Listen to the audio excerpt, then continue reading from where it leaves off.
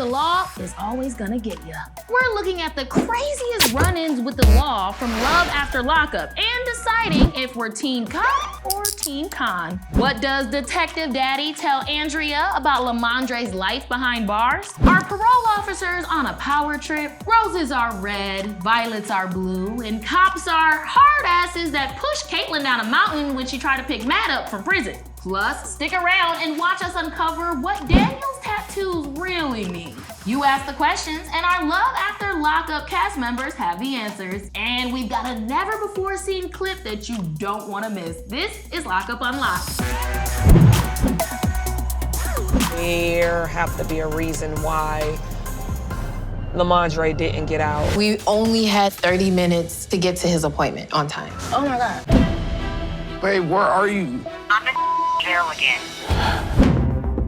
I don't know what's going on, you know? Where is he? You ain't no better than him. I've been in there. I've seen people. Today's episode is all about the long arm of the law and how it keeps dragging you back into the system. No matter how you started dating a prisoner, one thing is for sure, you are going to learn so much about the law. Like, you know, sometimes you get pulled over and there's some people like, I know my rights. You're gonna know your rights, they rights, how the hell you get in prison, how the hell you stay out, and what's gonna take you back. How to make a shiv. You probably could learn that, you know? So how about this clip where Detective Daddy, as we like to call him, tells Andrea that Lamondre belongs behind bars. Let's take a look. How are you? Detective Ray? Detective Ray. He got on his muscle shirt. You about Lamondre? You know, every agency has a top 10. Lamondre was in the top 5. I mean, which is kind of sexy. She's like, all right. So do you feel he's still that guy from years ago? He's a menace to Daytona Beach. Don't be a menace. He's not a menace, he's the Scarface of Daytona Beach. And I don't think that if he gets out, he has changed. Here's the deal, girl. Date Detective Ray. He's got his shit together. He's probably got like a car. If you were my daughter, I'll tell you no, walk away. You be your daddy. I have a lot of thinking to do. That's one of the hottest cops I've ever seen. Do we think he's even a policeman? No, I think he's an understudy for Denzel Washington. And what is your fine ass doing fighting crime? He basically echoed what her sisters and her actual blood and DNA already told her. And she didn't listen to them. So I don't know if she's gonna listen to the hottie detective. I'm not sure. I don't know, man. She got that little smirk going on. Like, my hope is that that sort of just knocks something loose in her ovaries or titties or wherever she's storing up all this really bad judgment. And she's gonna make some good choices now. Do you think that Andrea and Lamondre really have a chance once he gets out? No. Okay, so whose side are you on? Are you with Daddy Detective or are you with Bad Lamondre? On this one, I am Team Con because I think Team Cop was Team blocking. Lamondre's still on the inside for a little while, and as we learned, in prison, after you get out, you're still not necessarily free. You're kind of necessarily on parole. So here's a rewind moment of Michael putting the pedal to the metal to try to get to his parole check-in on time. Does he make it? Baby, what is you doing? I wish he looked that determined to not cheat on his wife as he does with getting here. It was close. This way. Light me up a cigarette. Oh, no. The Oh, last she time. does it. I don't know the consequences of being in violation of my parole. You were supposed to be here 10 minutes ago. Priority is parole. But I mean, come on now. You don't have permission to drive. I saw you drive in, and now you're gonna failure to report. It belongs in New York State. They're searching his car. They went through my suitcase. I feel violated. I don't want somebody going through my suitcase, touching my intimate things. Yeah, I'm not ready for that. yeah. See? Well, that's the thing that is up. Oh, who's that? You know what that reminds me of? When Tracy wanted some motherfucking crack. Let's look at this dash cam footage. What's going on? Come up here. Right here next to the cruiser. Babe, where are you? I'm in jail again. Tracy. Are you okay? No, I'm not okay. I want some crack. It's like, my bad. This mother pulled me over on the way to Midland for speeding. They said I had a parole violation because I had it reported for parole. I don't even have a bond. I can't bond you out?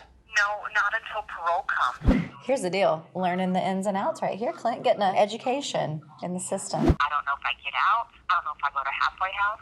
It all depends on the parole. That's love when they sound mad. I can't bail you out. Like, oh my, you really want to get me AKA, out? my parents can't bail you out. Mom, she's on crack. She's on motherfucking Crack. When it comes to these two clips, what side are you on? Team cop or team con? I mean, I'm team con all the way here. They didn't need to be going through Megan's shit. They didn't need to be, you belong to us. To Michael, like, getting Tracy out of the car and kind of roughing her up. Were they violating their parole? 100%. But are we rooting for these kids? 100%. You know, those ornery cops kind of reminded me of the ones at Matt's prison when the long arm of the law Hulk smashed Caitlin down a mountain. So I'm assuming that he'll just come out of this gate, right? Because that's where I go in for a visit. Oh my God. Oh my God. I hope she's wearing like a Depends or something. Like, For Matt to be released from the gate. Oh, they're coming in. I'm so scared. I contacted our headquarters. No one has permission to be up here on the facility grounds. So we have our orders on how we're going to transport the offender. From what I understood was he made arrangements to just walk out from here. And what I'm telling you is I'm not going to tell you. what I'm telling you is I'm just not gonna give you any information that would aid you in any way. We have it this way. I would say cry, but like cops are the only people on earth who are like tear resistant. They will stare at you cry like, ma'am. Get me out of here. Are you I'm not gonna tell you where I'm gonna release him to? Surprise. This is like when you talk shit behind your parents' back, like, yeah, that's what you're gonna do. She like in her room talking shit. And I really like the moment where the long arm of the law is gonna bitch slap her sister right upside the head. Let's look at Cheryl and her CO sister, Lacey. Why do you like Josh like so freaking much? Because he's sweet. I've seen people, how they lie to their families. My sister don't have a positive outlook on inmates because she's a correctional officer. She works in a maximum security prison and she looks at all inmates the same. They're all just, dirty little rats to her. I think Which that grosses me out. That makes me not like the sister. She has a mind of like a teenager still, like everything's a fairy tale. So Caitlin and Cheryl, they got a lot in common. They're both scrawny white ladies that have run afoul of correctional officers. What do you think, a cop or con? For Caitlin, team con, because them cops is taking their job way too serious. Go get a donut. For Cheryl, I would say team cop. Her sister knows what she's talking about, and you're in denial, sweetie. Go get a cupcake, Cheryl.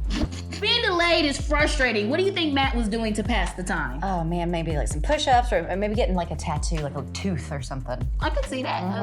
But if we're talking about prison tattoos, we have to talk about Daniel. Why? Because each and every single one has a very special meaning. Do you want to guess what each one means? Hell yeah! First up, what does this eyeball umbrella tattoo symbolize? A, his dedication to Rihanna. B, his dedication to Singing in the Rain. C, proof of his acceptance to the Umbrella Academy. Riri, the one about Rihanna. Ella, nope. This is an umbrella and pretty much represents that when my tears fall, there's no one there to catch them when they fall. We'll try again. What about these lovesick stick figures? Do they mean A, Dick and Jane never learned to read? B, he needs the number of a good cover-up artist? C, Daniel needs a book about healthy relationships? The Dick one? What's wrong with you, Jane? Strike two, roll the footage. Because I feel like love is a sickness, whether it's being in a relationship or being in love with drugs. All right, you know what? This is all or nothing. What does this drug rig tattoo mean? I swear if you don't get this one, ooh. A, drugs. B, needle drugs. C, really bad needle drugs. C, really bad needle drugs. Drugs pretty much controlled my life. I have a lifeline around my wrist, and that's pretty much what controlled my life. Oh, I knew you could do it. Thank you. We just, we had to find one in your wheelhouse, that's all. I'm also proud of you guys for sending in your questions to the Love After Lockup cast members. Let's take a look. Hi, this is your girl, Andrea from season 3. I'm here to answer all of your questions that you guys have for me.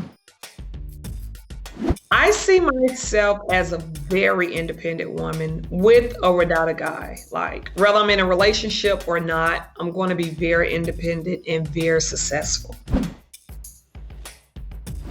I didn't know I was going to date him. We just started going together. It wasn't like I woke up and I was like, oh, I just want to date an inmate. I just want to date Lamondre. I really didn't know when I was going to date him. Like, we just started going together. So you really can't help who you love. Loyalty. He has his bad, but one thing I can say, he's a very loyal person. Like, for him to like you is to love you, and for him to hate you is to hate you. It's crazy, but he's a very loyal person.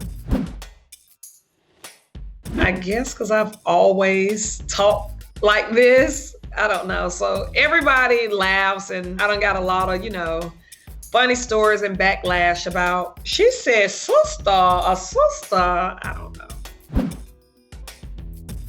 In 10 years, I see myself, I'll be a billionaire by then. Thanks everyone for all of your questions. For everyone that I did not get a chance to answer your comments, just leave it down below and you will see me soon. Thank you. Oh, I did what you said, and I talked to Detective Ray, and he was telling me basically everything you and everybody else was saying. His ways isn't going to change, like he's going to be the same person. Did he ever say why he didn't get out? He doesn't know what's holding him. He was like, it's something. I wanted to be wrong, but no, I'm glad. You to... I'm glad that I was open to listen to you, because I was like, oh my goodness, my sister's been, oh so dramatic and all of this, but thank you. Like, And that's all for now, but I want to know, what would you do if the long arm of the law got you? Tell us in the comments. Make sure you guys like this video, share it with your friends, and click that bell so you'll be notified the next time we drop an episode. And remember, if you're gonna do some crack, make sure it's motherfucking crack. Later, babes. Cops are hard asses and they pushed Caitlyn down a mat. How the hell people get locked up and how do it? I don't know. So let's take a listen.